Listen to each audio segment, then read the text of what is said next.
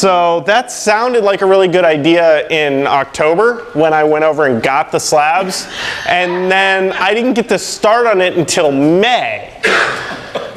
So my brain was thinking that the time frame was right, but it didn't work out. So now I'm in the middle of building the second table in the shop, and we've been filming that for the last couple of weeks. But it's really hot right now in an unair conditioned shop, if you guys weren't aware of this. So it's been fun. It's been a lot of fun. Put all your money in an air conditioner. Well, there's air conditioners hanging in the shop, but they just don't get run on a daily basis. So I keep getting told by the boss when I say, hey, we should turn these on. We have to sell more tools. So chicken egg thing, I think. Anyway. Got the slabs, got them in, and we said the whole project was we'll do everything by hand. We'll build a planing sled, flatten the slab with the router, and do all that stuff. So that's what happened with this. I did it all in my garage, I don't know, started about a month and a half ago. And built the base, and then just about 2 weeks ago or so, 3 weeks ago, we started working on the other slab in the shop. And Randy, as you can see, he's always behind the camera filming me as I'm doing this stuff. So, one of my favorite things about the table itself, other than I haven't ever done any live edge work before, so that was kind of unique for me. I've worked with big pieces, but I've never done something that had a live edge on it. And so it gave me a lot of fits when I was trying to wrap my head around how I wanted to design the table. I knew I wanted an oval table, and until I got the thing cut out, that live edge worried me. But then I had to decide, well, what did I want the base to look like? And I like to work with curves and things like that, so I built the base out of walnut. And one of my favorite detail in the whole table is actually in the tenons. It's two little wedges that are made out of offcuts of the eucalyptus, and the tenon shoulder on the table is coped into the curve in the leg. So I had to cut them out and then cope that tenon shoulder to match the curve in the leg. Andy, yeah. Put it up on the table? No, it's too heavy. Okay. But I have a sample leg. Luckily, I made an extra leg and it was sitting in the scrap bin, so I brought it. And I also brought, to do the main work on the table, I made a pair of templates. So these are the two pieces that make up that table. There's 2 of these in the table and 4 of these. And those make the base. So they're just MDF. Do you want to say something, Bruce? Yeah, I'd like to borrow those templates. Here you go. I don't plan on making another one, but once you make the templates, you got to kind of hang on to them. So I worked it all out and drew everything. And if you look at the template, it also has the lines on it for where the stretchers tie in. So it helps, especially when you're cut out the legs, you put it on. So all I did once I had my template is this is 8-quarter walnut, and I roughed them out on the bandsaw, double side taped the template on, and then use a flush trim bit in the router table and trimmed them all up. There was actually a video that I had fun making for Infinity with a double bearing bit where there's a bearing top and bottom, because this was the first leg I was working on and got to the end where I'm cutting into the grain and it chipped out.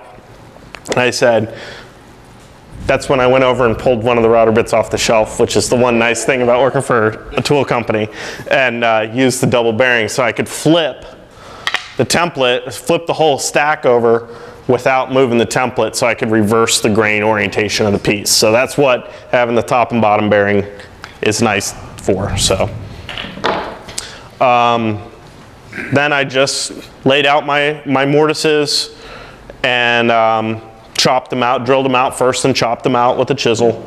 And I have a scrap. How do you hold them square? I thought of that when I was designing the piece, that these 2 points, so if you're looking from here to here, this is a straight line.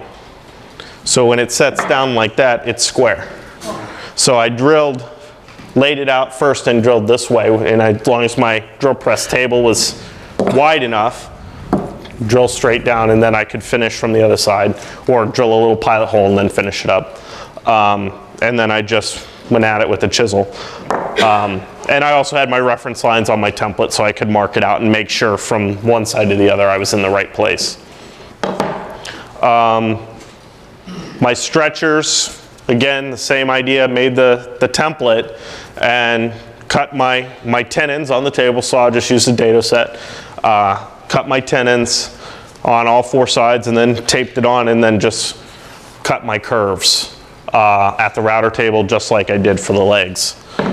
So you can see there is like a little half lap joint and I just laid it together once I had everything cut and chopped that out. So a little bit of trial and error and playing with it. I actually made a complete set or a mock base out of MDF when I was doing this, which is something people always tell me, oh, you should always make mock-ups and things like that, and I'd never done it, so that was a first for me. Usually I just kind of go for it, but it actually helped a lot in this case because this is a little bit different for me. So on your stretcher there, your mock-up, where the tenons are, where they go through the leg, are they radiused at all to correspond with the leg? yes, It's hard to see. on my template it's not.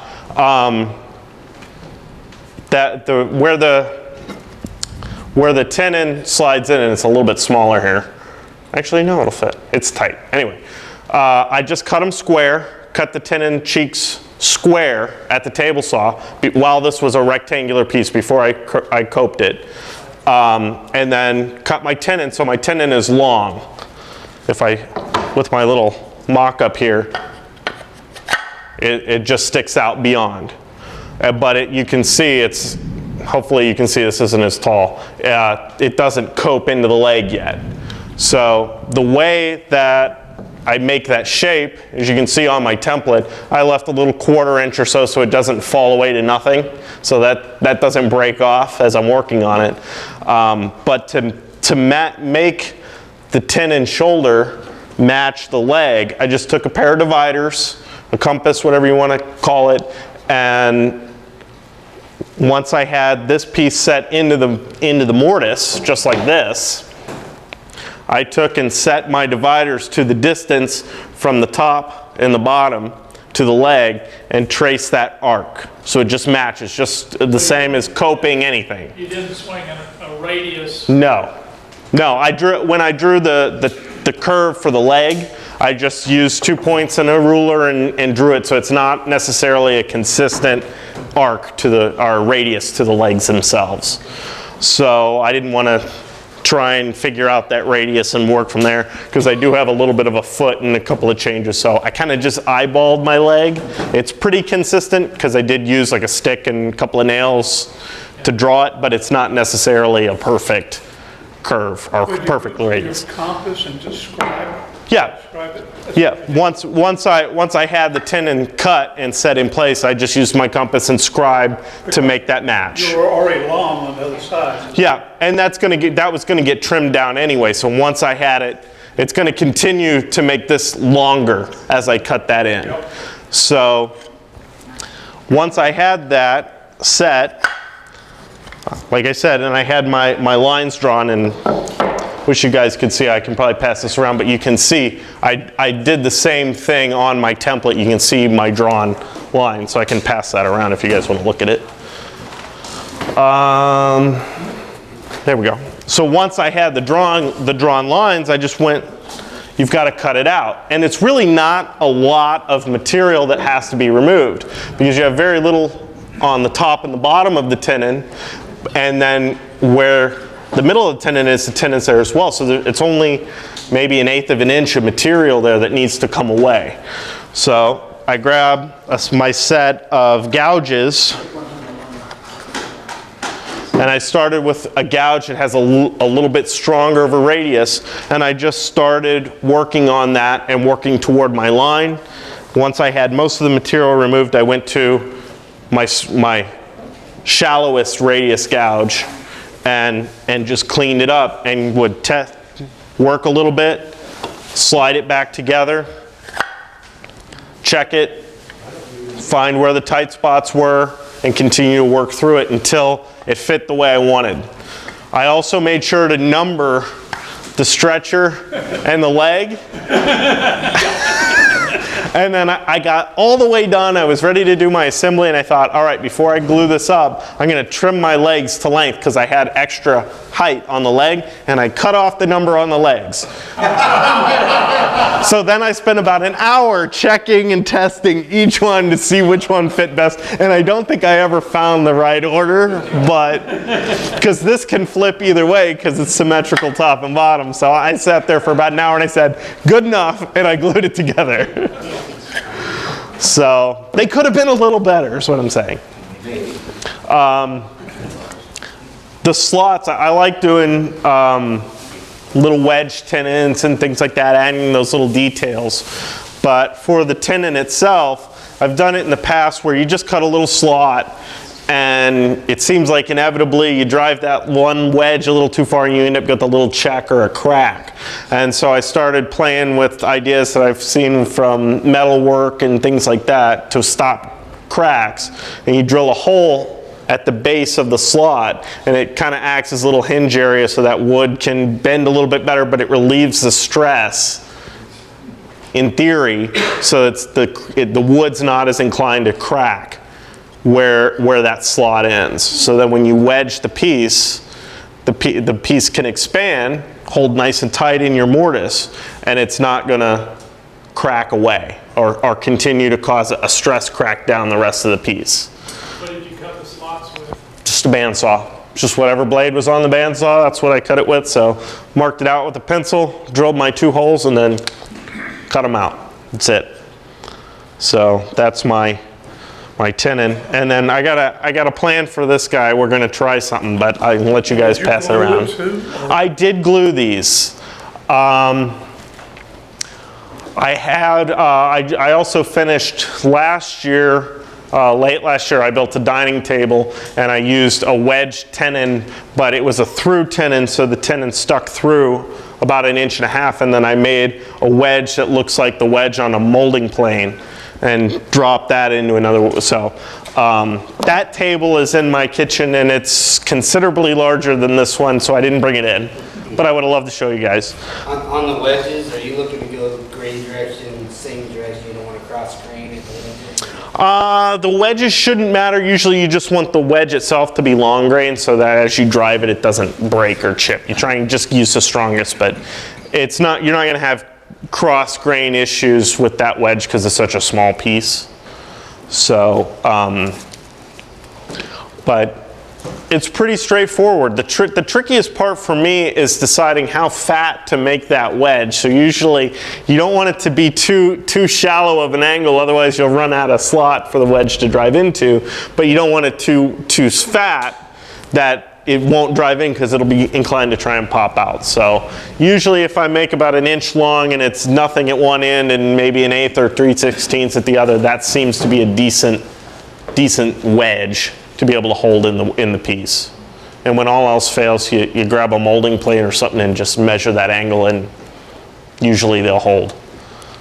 Have you ever made a wedge tenon like that without glue? Not specifically like these. Usually there's no reason in my mind. Making a wedge tenon without any glue. Usually I've never found a reason in this scenario where the joint is made to permanently stay together that there would be a reason not to use glue. In theory, the joint's not going to come apart if the glue fails because of that wedge, but there's no reason not to. Whereas the dining table that I made, it had a wedge that dropped in, so just like a plane iron or something that's held in place by a wedge, I can pull that wedge, knock the stretcher out, and it comes apart. So you can move it easily. In this case, I wasn't concerned about that. I actually thought about it early on in the design process, doing a similar method where I had more of a trestle base in mind and a pair of alternating wedges in a tenon that would give me the ability to knock the whole table down. But I decided to go in a different direction with it. Okay. But the other nice thing about doing a little detail like this is you can use a contrasting wood and just get that little extra detail if you want it. And like I said, I had lots of offcut from the slab, so I was able to use the same material that I used for the top in the wedges for the base.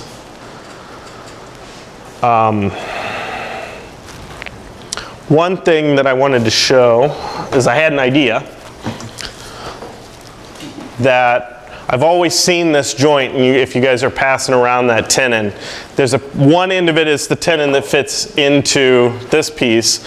The other end, with the pair of little wedges in it, is one that I just mocked up to fit into this.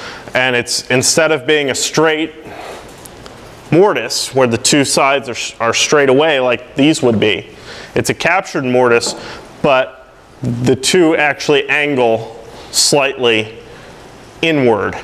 So if you think kind of the shape of a dovetail, and the idea is, and I've seen this joint before in a few places, the idea is that this joint will never come apart once it goes together, because the wedges that are started in the tenon will bottom out in the mortise, and as you drive the tenon home, the wedges will spread that piece and wedge itself in place. So I've never tried that, so once that circulates, we'll actually try putting that together. So I've never done it, so we'll see. In theory, it'll work, but the tenon and the slots for the wedges and everything are made in the same manner as for this. So, gosh, I'm running through everything real quick, aren't I? One thing I did want to say is I said I would bring in what's on my workbench other than all this stuff. But a couple of weeks ago I was working, well, I wasn't working on it. I had new windows installed in my house, and I had to be home for the guys to be there to put windows in. And I said, I really don't want to be in their hair, because I've been on the other end of that, where you've got a homeowner or somebody just breathing down your neck watching you work, and they walk in my garage and it's full of tools, and they kind of look around and they're like, we better not be messing around with this house. So I said, if you guys need me, I'll be in the garage, otherwise you do your thing. So I had started on the saw handle, so I said this is a perfect time to finish my handle. So this went together a week ago last Thursday. So originally the saw, I was a broke college kid and I needed hand saws. And so I found a guy named Mike Winsloff. I think he's out in Washington State somewhere, and he made saw kits. I think Lee Valley actually sells complete saws that he makes. But his company is called Winsloff and Son. And I got on the phone with him. Imagine that, I actually called the guy. And I said he makes kits, so I bought actually four saws: a tenon saw, a large. Actually, this is a carcass saw, a large tenon saw, and a pair of panel saws. So just small hand saws. And basically, you get the saw plate. If it has a brass back, that's already installed, and the teeth are cut, but they're not sharpened or set or any of that stuff. So I said, I was able to get all four of those saws from him for the price of one saw from Lee Nielsen. So I think it was around $150 or $160 for everything. But I had to make the handles. So I made the handles. So this was the saw that I made the handle for first. And it was a little bit, it was comfortable, but it wasn't pretty. So I wanted a pretty handle. So I started on this. So this is a piece of rosewood that's local stuff from the same guys I get a lot of my wood from, Viable Lumber. And so I think it turned out pretty good, but I'll let you guys take a look at it. What's that? You had to sharpen it? Yes. So I've cut my teeth, so to speak. Yeah. That's the push kind, right? How do you compare? Have you had experience with the Japanese pull saws, and how do you compare them? So you're basically the difference between a Western style saw with a push stroke and a Japanese style saw with a pull stroke. I've recently had the chance to play with some pull saws, And all the saws that I've owned my entire life, which started with saws that belonged to my great-grandfather that were, as you would imagine, completely dull, to all the saws that I have now, have all been Western-style saws. With the exception of one saw, which is actually for guitar making, which looks like a gent saw. It's the brass back saw, not unlike that, but it's just a straight turn handle. And the company that makes it just took the plate out and turned it around so it technically cuts on the pull stroke, but it's still just a Western style saw. I think the thickness, the gauge, Right. a lot thinner on the Japanese saws. They tend to be. The plate thickness will be somewhat thinner on a Japanese style saw. And the reason is as you make that cut and you pull the saw, the tooth actually tensions the plate so it pulls itself straight. Whereas in a Western style saw, because we're pushing to make the cut, the plate has to resist that pressure, and if the plate was very thin or didn't have a brass back in the case of a back saw, it would warp. And I'm sure we've all been there where you start that cut and it wedges and kinks and otherwise doesn't work. So my experience is mostly with all the saws that I typically use are going to be a Western style saw. And the Japanese style saws are unique in that they take a little bit of finesse, I found, and a totally different kind of attack. Whereas with a Western saw, we're kind of standing here in a, almost a shooting position if you shoot a rifle, and you're sawing. With the Japanese saws, a lot of them will have a two-handed grip. It's a long, straight handle, and you'll actually sit there and hold the handle very, very lightly, very loosely, and right in front of you, so you're almost straight away and working with that saw to make that cut.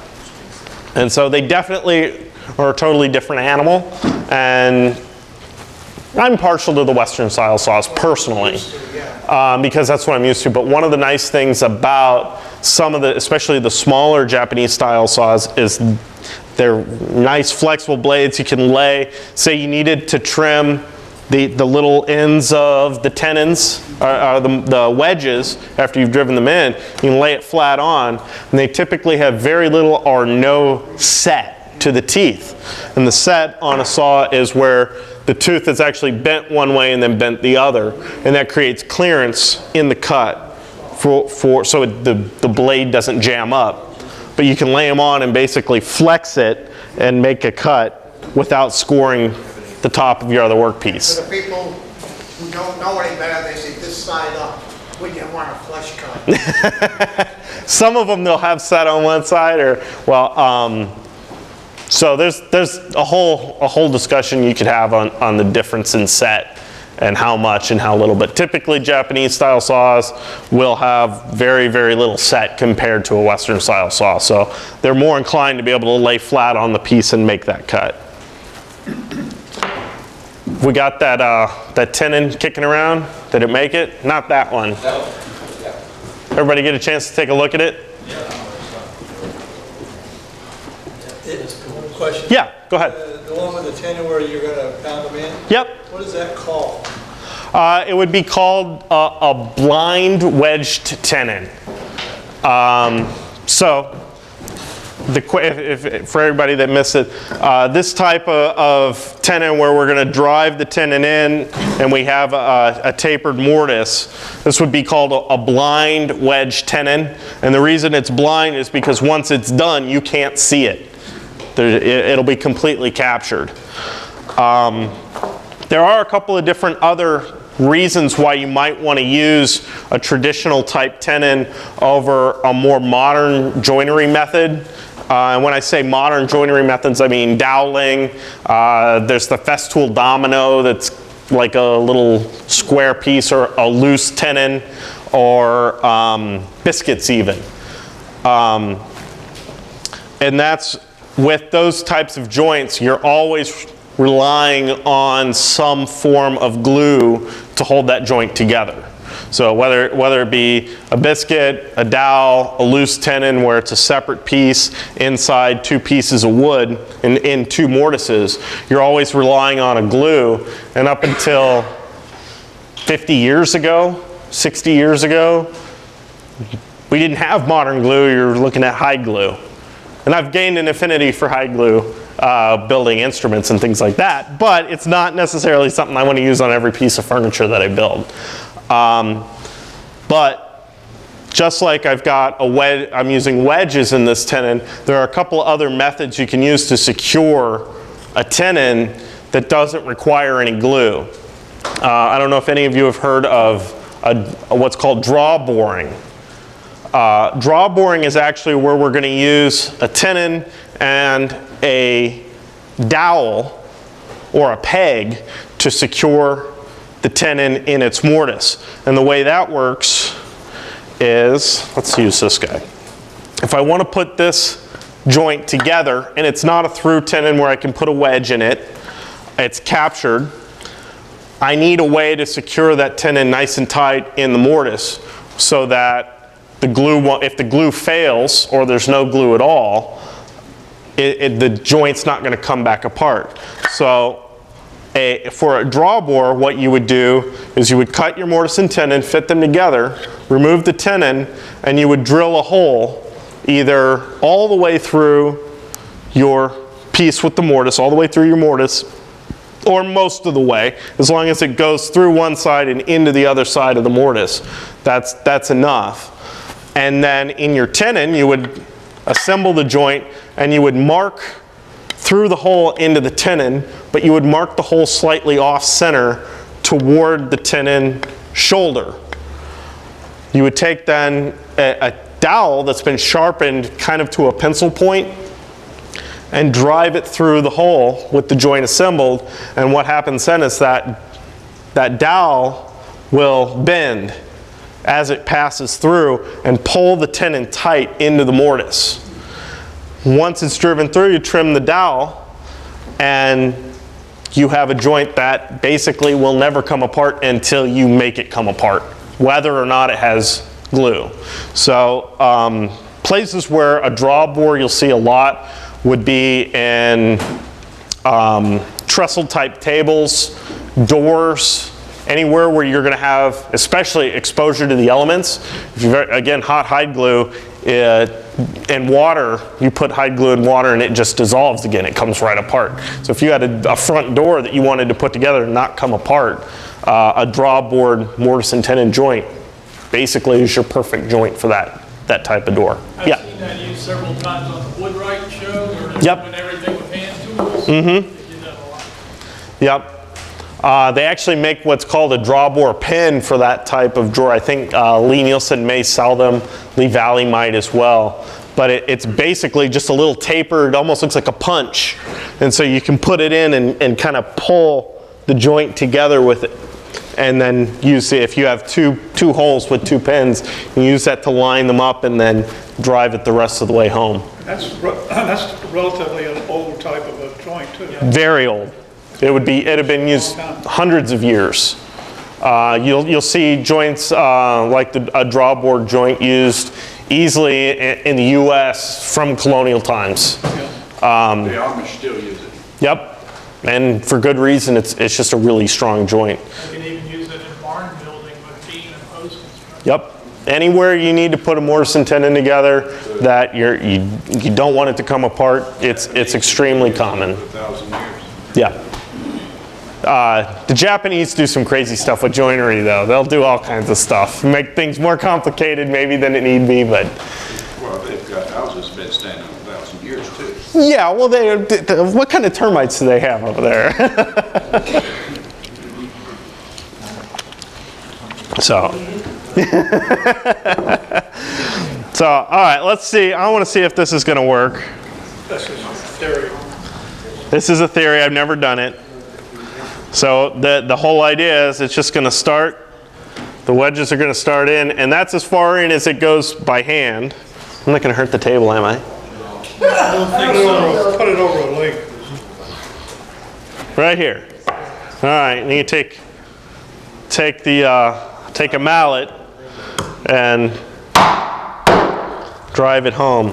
Might not have had enough mortise. No, didn't work. My wedges aren't big enough.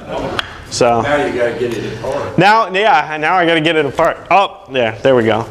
So if I had bigger wedges, you can see it actually drove the wedges in, but they just weren't big enough to drive it wide enough. So maybe the problem's in my mortise. I don't know.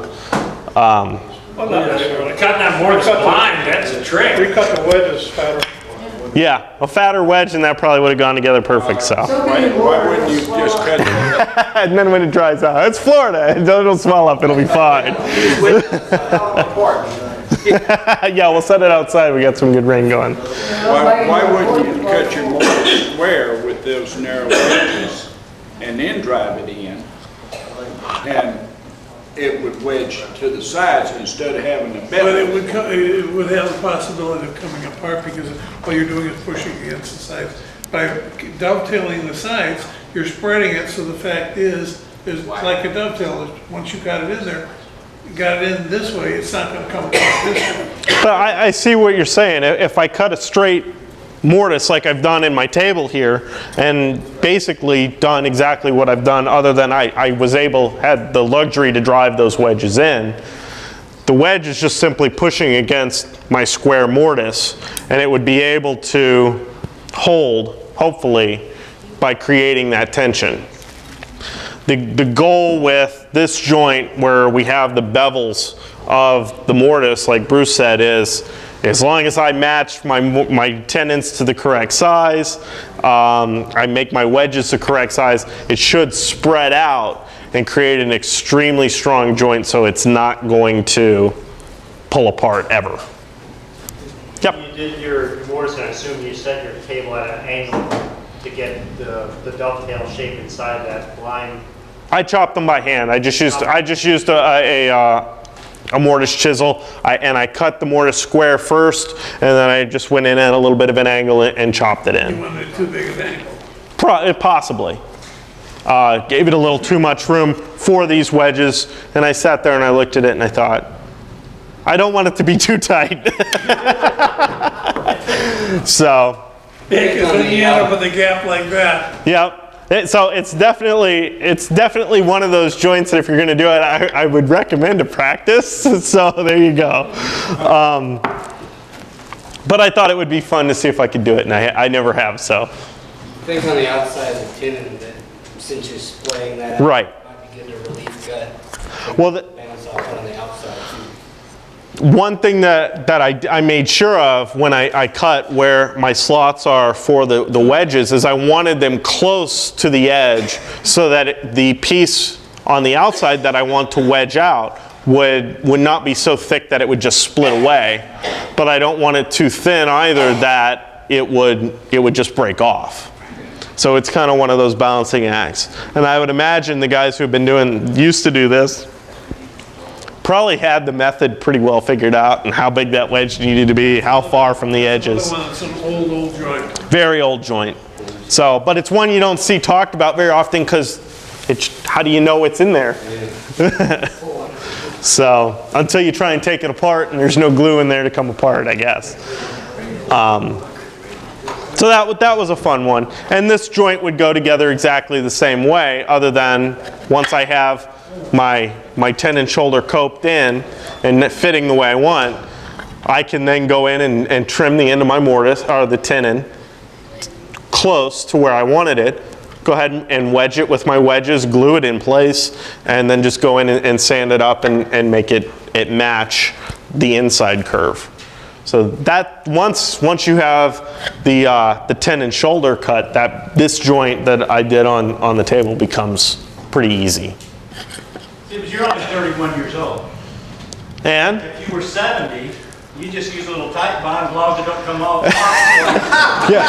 if you're 70, you don't have to worry about the glue failing too soon. Oh, See, instrument makers think the other way. They use hide glue, so it's easy to take apart. A lifetime warranty is a different thing to you than Exactly, yeah. If I have to warranty something, it's a little bit different. So, luckily I haven't had anybody come to me and say, "Hey, this came apart yet." So. I live long enough and his wife's gonna say, "What did you do here?" It came apart. So yeah, and I have to live with this piece. So that's always, for me, it's tough when you're building a piece for yourself. I'd much rather build something for somebody else because I don't have to look at it when I'm done. What kind of wood is that top? The top of the table is a piece of red eucalyptus, and locally grown. I think this tree was actually in over in near the Sponge Docks. What's the name of that town over there? Tarpon Springs. And then the walnut is just, I think, from Pennsylvania somewhere. It's just normal lumberyard walnut. So. Would you take a couple minutes and tell us about the planing process you said you used to? Sure. Yeah. To surface a slab, if you get a piece like this, most likely it's going to be rough sawn, and so you got to go through it and get it flat. And basically, we're stealing from the CNC computer-controlled router concept, and the way I did it is I made a box that was big enough for the slab to fit inside of.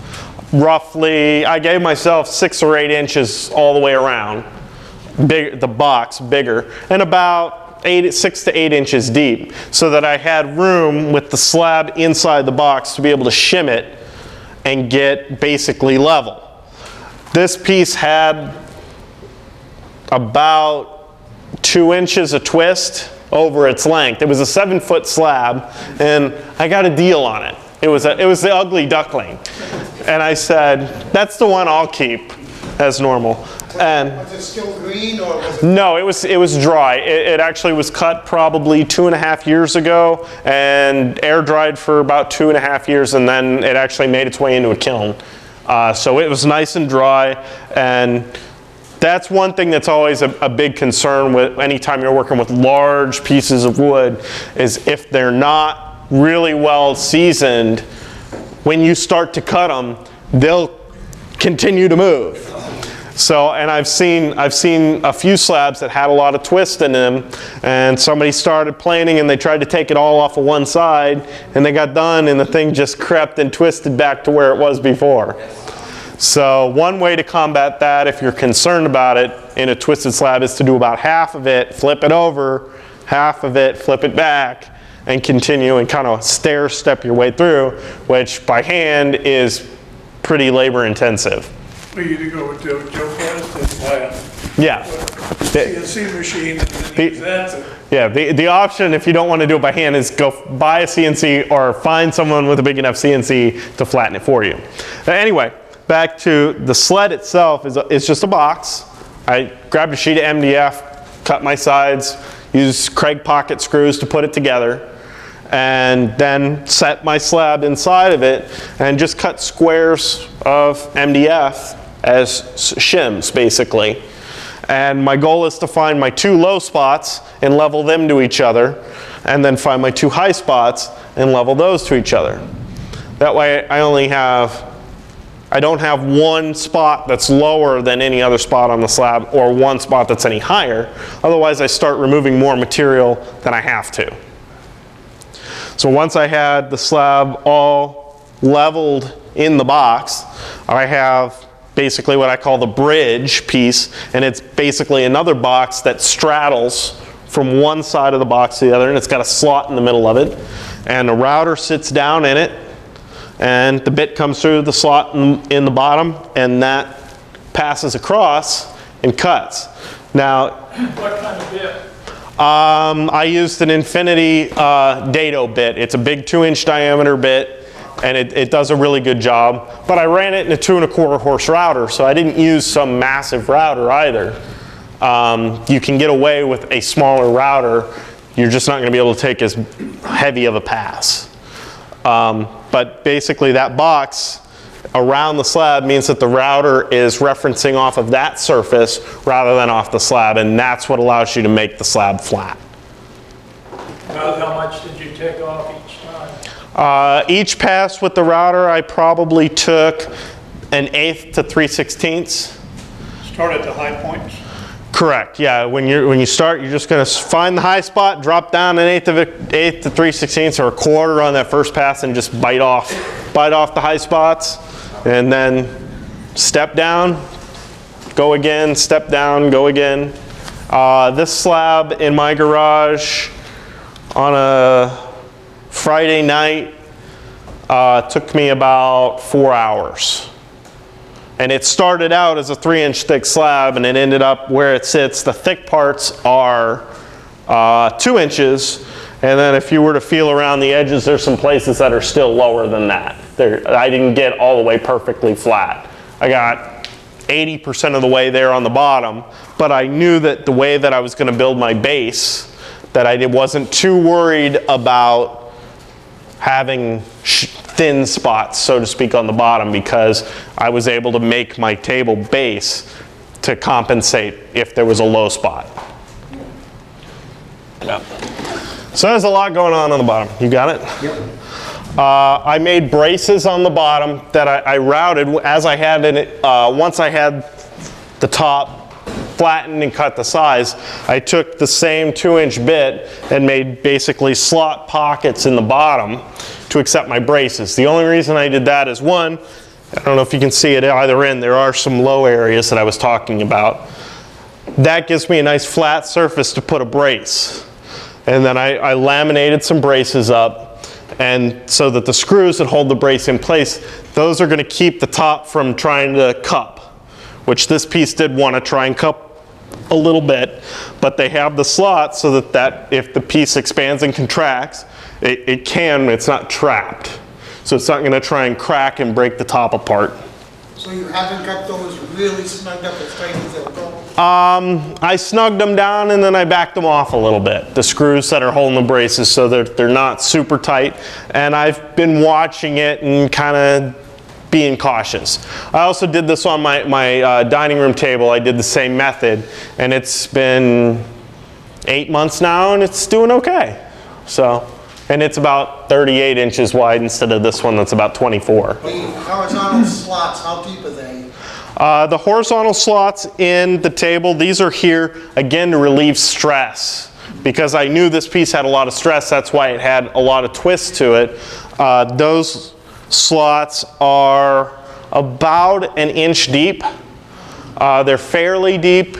I've known guys to make them go almost all the way through. So they're at least halfway through on this piece. And the idea is, again, that the fibers in the wood don't have the strength, because we've cut them short, to be able to cause that piece to twist and warp and cup. And then I created, for the legs on my base, I created pockets for the legs just to drop into. You got it? And you can see when I made the template for my leg that the leg was long, but it had a straight section, and that was on purpose so that when it's, see if I do this right, sitting in there, it can drop into that pocket, and that way it's not going to slide around. And I went ahead and added the dowel just to give me a little extra depth, especially where I had shallow pieces in the tabletop, and I didn't want that leg to kind of flop around. Andy, what's the reason for the smaller holes? Oh, these holes, there's the four holes here.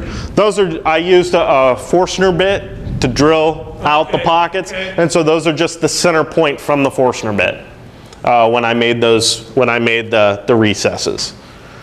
So once I had the 4 areas drilled out, then I just went in, marked it with actually my leg, and took a chisel and squared it up. What wood is that? This is, the top is red eucalyptus. So it's fairly hard, fairly dense, fairly heavy. What'd you use to cut the relief slots? The relief slots in the bottom, I just used a circular saw, handheld circular saw. Drew my lines and plunged it in and went after it. One's pretty One straight. variable to it, or to keep it stable. What's that? The slots that you did with the vertical to the 90 degrees to it. These? Yeah. Yeah, the braces are there just to keep it from wanting to twist and warp, being how wide it is and how much twist it had in it to begin with. I wanted to do everything I could to make sure that it stayed nice and flat. Did you use a fence on those slabs, or was that just by eye? I drew the lines and then eyeballed it. Looks pretty strong. I hadn't had too many beers that day. I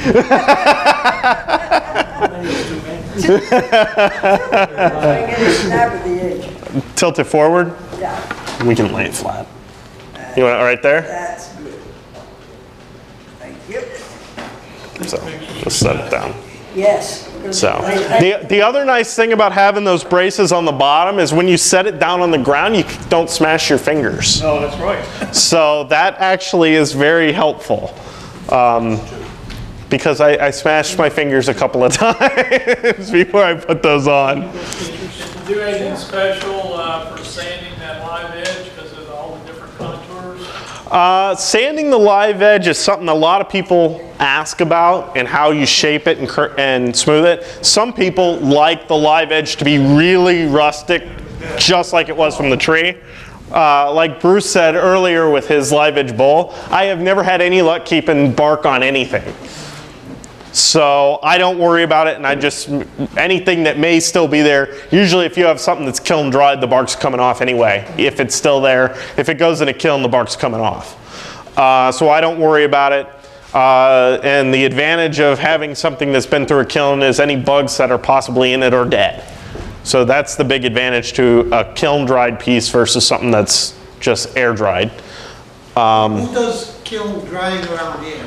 Nobody that I'm aware of here locally does it. There's a guy named Jim Lance. Any of you that know Paula Nix, she's a sawmill and wood turner in the area. She works with a guy up in Fort White, Lumber by Lance, and he has a computer-controlled, actually 2 computer-controlled kilns. And so that's where this slab went. And so if you were to have a large tree and you had it milled, he's the only guy I know of that I would recommend. How did you sand the live edge? Viable as a sort of a makeshift kiln for drying. Yes. Yeah, but they are talking about actually getting a kiln. Yeah. Sanding the live edge, basically, I get lazy and I go after it with a random orbit sander and some 80 grit sandpaper. And unlike sanding a flat surface where you try to do everything really consistently so you don't get humps and valleys, you do the opposite on a piece of live edge. If it wants to dig in and take out a soft spot, I let it. I try not to take off the high spots. I try and work around them. But once I get the majority of it kind of knocked off, I'll go in and just take some 120 grit by hand and just hand sand the piece until I kind of smooth it out and get it where I want it. So it can be a little bit labor intensive, but depending on the piece, usually you're just trying to kind of keep the shape that's already there and just make it smooth. So it's one of those things you can be a little bit creative and decide, well, I've got a little check or a crack or a bug hole or something here. I want to get rid of that, and so you just shape it out. But it's pretty much everything I've always done. I've just used sandpaper. I know some people use a wire brush. I've heard of guys especially who try and keep more rustic look, more natural look. They'll use a wire brush or some sort of, by hand or in a drill, something like that to kind of eat away the high spots. But usually that'll be a little bit rougher. And I tend to like it a little smoother. One thing I also do is I've seen people, when they shape a live edge, they'll round the live edge into the top and the bottom, and I try not to do that. I want to relieve that edge just a little bit, but I want to keep a definition between the part that's man-made and the part that's natural. So I actually want to see, hopefully if I were to shine a light along here, you would actually see a little line in the light that glints, that shows this is the part that I did, this is the part that nature did. So I try to preserve a little bit of that, and I think about that while I'm working on it. The other thing that I did on this piece is all the parts that I cut, rather than round those, I did a chamfered edge rather than a rounded edge or a rounded over edge. And for me, that's kind of like the idea behind a diamond. You don't have rounded edges on a diamond. You want them to catch light and flash and be, have definition. So that's the same thing for having the chamfer, is it gives me a little reflective surface that's a little bit different than just a round over. And the finish that you use? The finish on this is Odie's oil. Happened to sell it at Infinity, but I actually have been using it well before I started working for Infinity, and I've been really happy with it. It's just an oil and wax finish, so it's kind of a wax on, wax off kind of deal. So it's a real natural finish, and it's all fingerprinted up right now because I've been moving it around. So but you use the Odie's wax over the top of the... Correct. Yeah, it's Odie's oil, probably 2 coats of oil, and then 2 coats of the wood butter, and 2 coats of wax. So there's 3 finishes in the line, and they work well. The new wax? The jar of wax I have is about a year old. Okay, so it's not the new stuff he's got, the new formulation he's got. No. Because He said, my understanding is it's not significantly different. It may be just a little bit different consistency, but the general makeup of the wax is the same. Can't think of his last name now, Dave. Yep. He was using the new wax on his new bowl, and man, it just pops the same way that top does. Yeah. I've been real happy with the wax. It seems to really hold up well. I use the Odie's oil stuff on my instruments as well, which makes me a little bit crazy compared to... You don't have to talk to me about it, so that's my finish on the bowls. So it's a finish that I love, and the other thing that I like about it is I can sand the wood as high as I want, whereas if I was using a lacquer or polyurethane, I would stop sanding at 220. With the Odie's oil, I can sand up as high as I want. I'll sand to 2,000 grit, and because it's an oil finish, it soaks into the wood itself, and it doesn't have anything to peel off or delaminate. So I find when I sand and I sand up to those higher grits, I get a little more life, and there's no scratches to hide the little subtle characteristics in the wood, and I get more figure showing out of the wood. So. Do you use steel wool at all between coats, the first 2 coats? No, on the Odie's oil, there's really no reason to scuff between coats because it's not a film, so there's no adhesion issues with it. It'll just build and soak in. Are you using the Odie's to wet sand? No, I don't typically wet sand. Once I'm sanded, I'm done, and I just apply finish. Okay. So I'm not really looking to get like a filled grain. The eucalyptus has a pretty small pore structure, whereas if you think of red oak, it has those really giant pores. The eucalyptus has pretty small pores, so I'm really not trying to hide those, and I actually kind of like that natural look to the piece where it's not completely flat and filled. Also, the Odie's is great on the hands. Yeah, it helps, and if you look at my hands, they're usually pretty well beat up, so. When I'm at work, I wear gloves when I'm putting it on, just because you need good soap to cut the wax off your hands. Don does a pretty good job. Yeah, Don does good, but a little, what is it, soft whatever soap, it doesn't cut the wax. So then I walk in, I start typing on the keyboard, and there's wax prints on my keyboard. So, but it's good stuff. So, there you go. Any other questions about the table, about the base? Nope, thanks a lot. Woodworking in general.